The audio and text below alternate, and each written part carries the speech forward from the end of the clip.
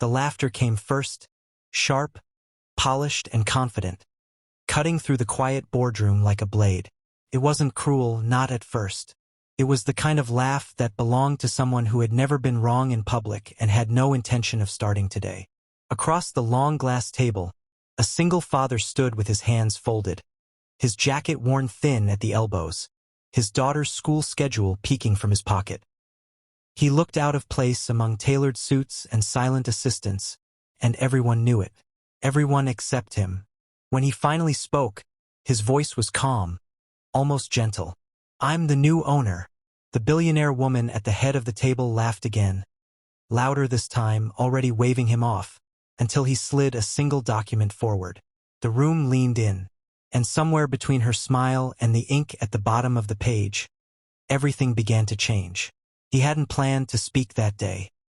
He'd come only to deliver the final maintenance report, the one he'd worked on late at night after putting his daughter to bed, after reheating leftovers and helping with math homework. Life had taught him not to expect attention, only survival. Years earlier, after his wife passed away, the world had grown smaller, quieter, heavier. Every decision revolved around one thing: keeping his daughter safe, fed, and believing in tomorrow.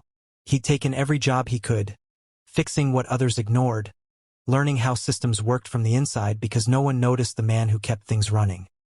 Not until that day, when the executives dismissed him, when the billionaire smiled with practiced charm and asked security to escort him out, he didn't argue. He simply placed the document on the table, the same way he'd once placed a blanket over his sleeping child. Carefully, respectfully, with purpose. Silence followed as eyes scanned the page. The signature at the bottom. The laughter died slowly, replaced by disbelief, then something else, fear, maybe respect. And as the billionaire's smile faded, the single dad realized this wasn't just about ownership. It was about being seen. The room erupted into questions, objections, legal jargon, but he stayed still. He wasn't there to conquer anyone. He was there because life had quietly prepared him for this moment. The founder had watched him for years, seen his honesty, his refusal to cut corners, his habit of fixing problems without asking for credit. When the will was read, it shocked everyone, especially the billionaire who'd assumed the company would be hers. But now the truth sat between them, undeniable. As the meeting adjourned, she stopped him at the door. Her voice had changed, no edge, no laughter, just curiosity. "Why you?" she asked. He thought of his daughter waiting at home, of the nights he'd wondered if being good was enough. "Because someone once believed in me," he said simply. And for the first time, she had no reply. The story didn't end there. That was only the beginning. In the weeks that followed, the company resisted him. Board members tested him. The media painted him as a mistake. He worked longer hours than ever, not to prove them wrong, but to prove something to himself. He listened more than he spoke. He kept people who were loyal and fair. He removed those who thrived on fear. At home, he still made breakfast, still packed lunches, still attended school meetings. His daughter noticed the difference. Not the money, but the lightness in his shoulders. One night she asked, "Dad, are we rich now?" He smiled and said, "We always were. We just didn't know it." And she hugged him like she used to when everything felt uncertain. Months later, at a company gala, the billionaire stood beside him on stage.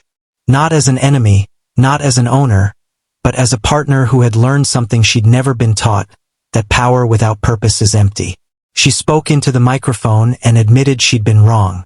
The room applauded, but the single dad looked out into the crowd and thought of every unnoticed person holding the world together quietly.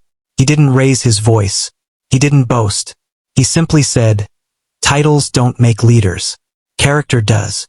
The applause grew louder, not because of who he was now, but because of who he'd always been. And as the night ended, as the lights dimmed and the cameras turned away, he returned home, tucked his daughter into bed, and sat beside her until she slept. The world might remember him as the man who shocked a billionaire with a signature. But he knew the truth. He was just a father who never gave up, a man who stayed honest when no one was watching, and proof that sometimes the quietest people carry the greatest destinies.